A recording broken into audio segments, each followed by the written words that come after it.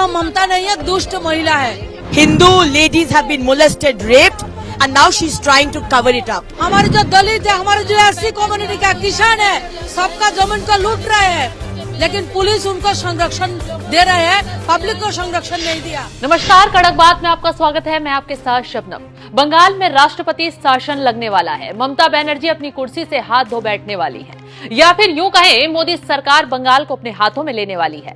ये हम नहीं बल्कि बीजेपी नेता और अनुसूचित जाति आयोग की रिपोर्ट मांग कर रही है। दरअसल पश्चिम बंगाल के नॉर्थ परगना के संदेश खाली में यौन उत्पीड़न के मामले पर बवाल लगातार बढ़ता जा रहा है। ममता बनर्जी के नेता शाहजहां शेख ने जो किया उसकी दास्तां सुनेंगे तो आपके भी रोंगटे खड़े हो जाएंगे। पूरा देश टीएमसी नेता की घिनौनी हरकत पर आग बबूला है। इसी मामले को लेकर अनुसूचित आयोग ने राष्ट्रपति द्रौपदी मुर्मू को अपनी रिपोर्ट सौंपी है। रिपोर्ट में पश्चिम बंगाल में राष्ट्रपति शासन लगाने की सिफारिश की गई है। दलितों के साथ कितना अत्याचार हो रहा है, रिपोर्ट में बारीकी से बताया गया है। अनुसूचित आयोग के अध्यक्ष अरुण हलदार ने एससी आयोग की टीम के पश्चिम बंगाल के दौरे से वापस आने के बाद सिफारिश की है, जिससे ममता बनर्जी की धड़कनें बढ़ गई हैं, क्योंकि अब बंगाल में तानाशाही का एंड होने वाला है। अब एससी आयोग के अध्यक्ष ने खुलकर बताया है कि 7 सदस्यों की टीम संदेश खाली गई थी, लेकिन पुलिस ने पीड़ितों से मिलने नहीं दिया। जैसे तैसे कर परिवार वालों से टीम के सदस्य मिल सके। पुलिस ऐसे काम कर रही है जैसे कि वो पुलिस के लिए नहीं किसी पार्टी का काम कर रही है। हमारे साथ सहयोग करना चाहिए था, लेकिन पुलिस ने ऐसा नहीं किया। वहां प्रशासन अपराधियों को बचाने में जुटा है। संदेश खाली में अनुसूचित जाति के लोगों को कोई सुरक्षा नहीं मिल रही है। हमने वहां जो हालात देखे हैं उसके आधार पर पश्चिम बंगाल में राष्ट्रपति शासन लगाने का जिक्र रिपोर्ट में किया गया है। महिलाओं के साथ खुल्लम खुल्ला अत्याचार हो रहा था। कौन कर रहा था? ममता का करीबी नेता शाहजहां शेख। वो शाहजहां शेख जो घर घर जाता था, दरवाजे पर खड़े होकर चिल्लाता था, घर से बाहर आओ, मैं तुम्हारा दुष्कर्म करूंगा। सुंदर लड़कियों को अगवा करता था, रात भर अपने पास रखता और सुबह वापस करके चला जाता था। गरीबों की जमीन पर कब्जा करता था। आप जानते हैं ये सब कहां हो रहा था? ये सब हो रहा था बंगाल में, उस बंगाल में जिसकी कमान एक महिला मुख्यमंत्री ममता बनर्जी संभालती हैं। वो बंगाल जहां की मुख्यमंत्री को शेरनी कहा जाता है, लेकिन उस शेरनी के राज में ही उसके दरिंदे नेता महिलाओं की आबरू के साथ खेल रहे थे। कार्रवाई के लिए जाते तो पुलिस सुनती नहीं और मुख्यमंत्री तमाशा देखती रहती। कैसे इस मामले का खुलासा हुआ, चलिए कहानी भी साफ शब्दों में बताते हैं। शाहजहां शेख टीएमसी का कद्दावर नेता है।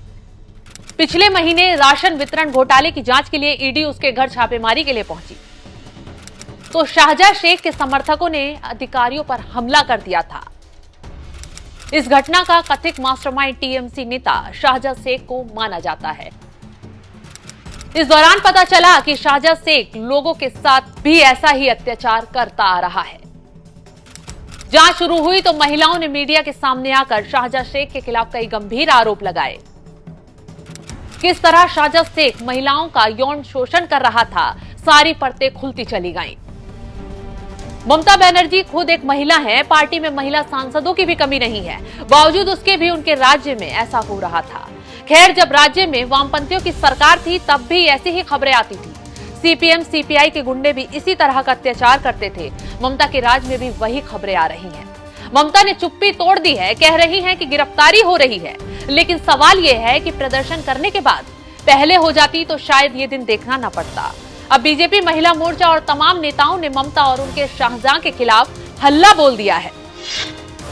देखिए, बंगाल में लॉ एंड ऑर्डर पूरी तरह से कोलैप्स्ड हो चुका है और सबसे बड़ा जो विषय है, बंगाल पे एक जो मुख्यमंत्री महिला होते हुए आज इस तरह से महिला के ऊपर जो है टॉर्चर हो रहा है और माननीय मुख्यमंत्री म्यूट स्पेक्टेटर की तरह चुपचाप बैठे हुए हैं।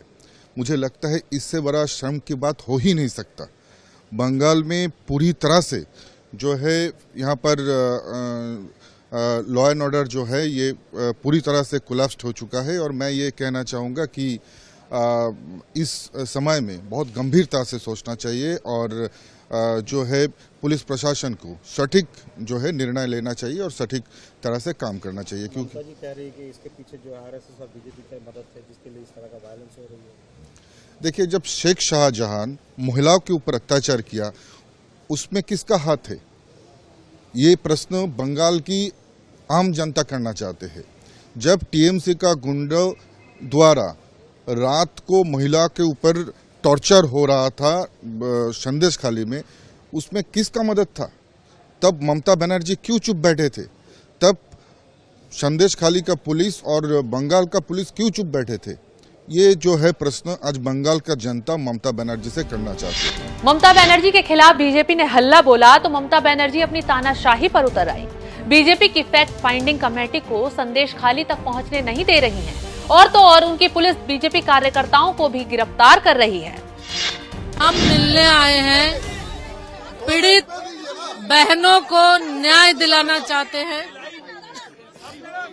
आज जिस मुस्तैदी के साथ पश्चिम बंगाल की पुलिस यहाँ पे खड़ी है, पुलिस खड़ी है, रोक रही है, यही मुस्तैदी शेख शाहजहां को पकड़ने में क्या होता।